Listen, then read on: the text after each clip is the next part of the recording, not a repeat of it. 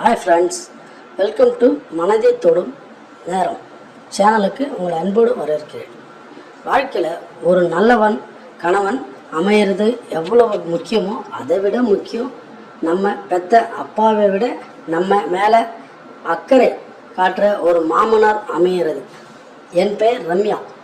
எனக்கு கணவர் கார்த்திக். 2 பேருக்கும் லவ் பண்ணி தான் கல்யாணம் பண்ணிக்கிட்டோம். கார்த்திக் என் மேலே உயிரையே வச்சிருக்கான். ஆனால் கல்யாணம் ஆகி 5 வருஷம் ஆகியும் எங்களுக்கு ஒரு குழந்தை இல்லை என்கிற ஒரே ஒரு குறை மட்டுமே எங்கள் சந்தோஷத்தை அப்பப்போ உலுக்கி பார்க்கும். சமூகத்தோட பேச்சு, சொந்தக்காரங்களோட குத்தலான கேள்வி, இதெல்லாம் விட கார்த்திக்கோட அம்மா, என் மாமியார் அடிக்கடி சொல்கிறப்ப பக்கத்து வீட்டில் விசேஷமாம், எதிர் வீட்டில் வளைகாப்பாம் அப்படிங்கிற வார்த்தைகள் என் நெஞ்சில் ஈட்டியாக பாயும். கார்த்திக் எனக்கு கேடயமாக நின்னாலும் ஒரு பெண்ணோட மனசுக்குள்ளே இருக்கிற அந்த போராட்டம் எனக்கு மட்டும்தான் தெரியும்.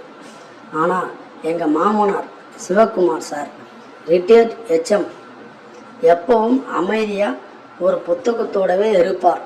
என் மாமியாருக்கு உடம்பு சரியில்லாததால் அவங்களே ஊரில் இருக்கிற அவங்க அக்கா வீட்டில் ஒரு வாரம் தங்கி ஓய்வெடுக்க சொல்லி கார்த்திக் கூட்டிக்கிட்டு போய் விட்டு விட்டார்.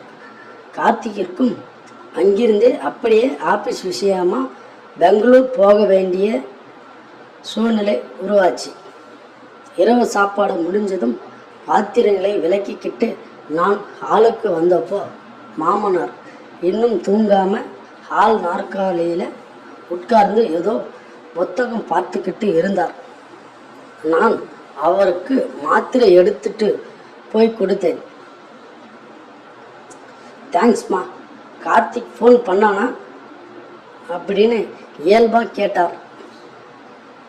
ஆமாம் மாமா, போய் சேர்ந்துட்டேன்னு ஃபோன் செய்தார் என்று சொல்லிவிட்டு நான் நகர்ந்தேன். ரம்யா அப்படின்னு கூப்பிட்டார்.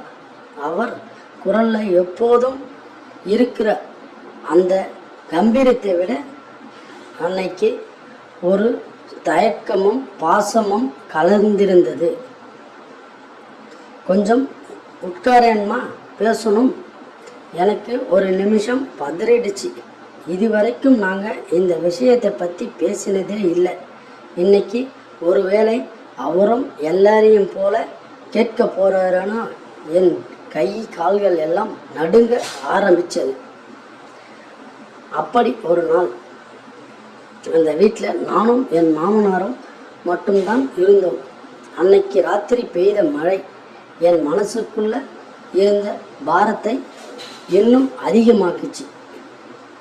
அவர் என் முகத்தையே உற்று பார்த்தார். இந்த 5 வருஷமாக இந்த வீட்டில் எல்லாரும் பேசுகிற பேச்சையும் உன் அத்தை உன்கிட்ட காட்டுற அந்த ஏக்கத்தையும் நீ எப்படி தாங்கிக்கிட்டு இருக்கேன்னு நான் பார்த்துட்டு தான் இருக்கேன்மா. என் கண்ணில் இருந்த டப் டப்புன்னு கண்ணீர் கொட்ட ஆரம்பித்தது. நான் தலையை குனிஞ்சிக்கிட்டேன். மாமா, நான் என்ன பாவம் பண்ணேன்னு தெரியல. எல்லாருக்கும் என்னை ஒரு மாதிரி பார்க்கும்போது என்று என் தொண்டை அடைத்தது. அவர் சட்டென்று எழுந்து வந்து என் தலைமேல் கை வைத்தார். அழாதம்மா, இந்த உலகத்துக்கு மற்றவங்களோட வழியில் குதூகலம் பார்க்கத்தான் வேலை. ஆனால் இந்த மாமனுக்கு தெரியும் என் மருமகள் எவ்வளவு தங்கமானவள்னு. கார்த்திக் உன்னை உள்ளங்கையில் வச்சு தாங்குகிறான், அது அவனோட கடமை. ஆனால் ஒரு அப்பாவா இந்த வீட்டில் உனக்கு பாதுகாப்பு கொடுக்க வேண்டியது என் பொறுப்பு. அன்னைக்கு ராத்திரி விடிய விடிய நாங்கள் பேசினோம். ஆனால் அது வெறும் பேச்சல்ல. என் மனசில் 5 வருஷமாக பூட்டி வச்சிருந்த அத்தனை பாரத்தையும் இறக்கி வைக்க அவர் கொடுத்த ஒரு விடியல். அவரது கடந்த காலம், அவர் தன் வாழ்க்கையில் சந்தித்த தோல்விகள், அவரோட ஆரம்பகால போராட்டங்கள். என் அத்தைக்கு ஆரம்பத்தில் இருந்த சில உடல்நல பிரச்சனைகள்.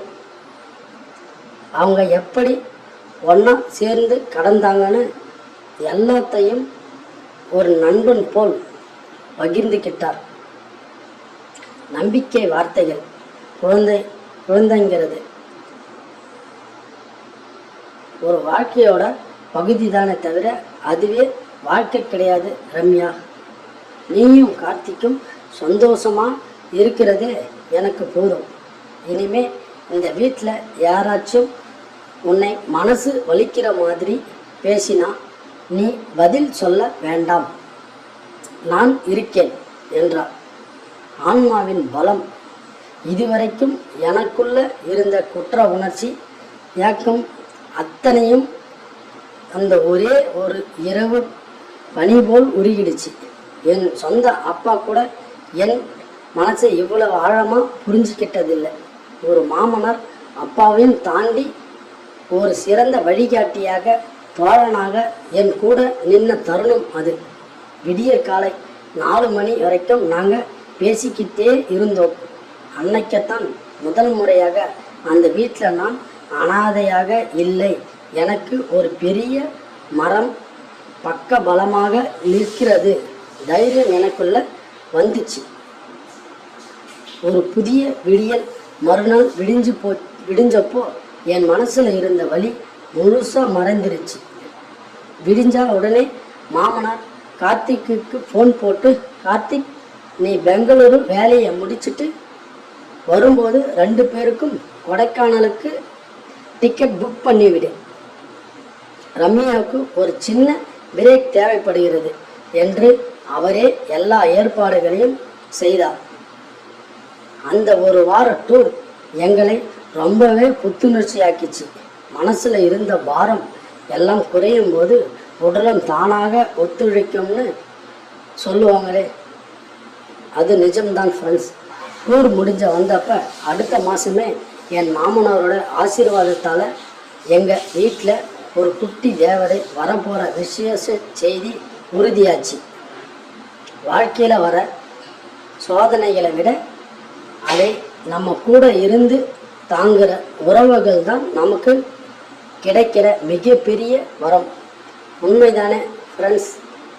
இந்த கதை உங்களுக்கு பிடிச்சிருந்தா நம்ம சேனலை சப்ஸ்கிரைப் பண்ணி லைக் பண்ணி சப்போர்ட் பண்ணுங்கள். உங்கள் கருத்தை கமெண்டில் சொல்லுங்கள். நன்றி. மேலும் இதுபோல் மற்றொரு கதையில் சந்திக்கலாம். அதுவரை உங்களிருந்து விடைபெறுகிறேன். நன்றி, வணக்கம்.